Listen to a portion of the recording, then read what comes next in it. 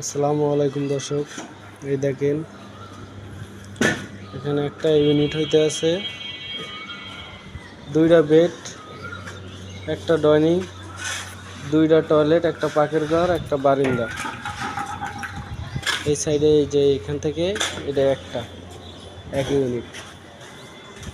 এই যে এটা হচ্ছে বেড, এই পাশেরটা এই একটা বেড, আর ওই যে তাকার রাখা ওই একটা বেড,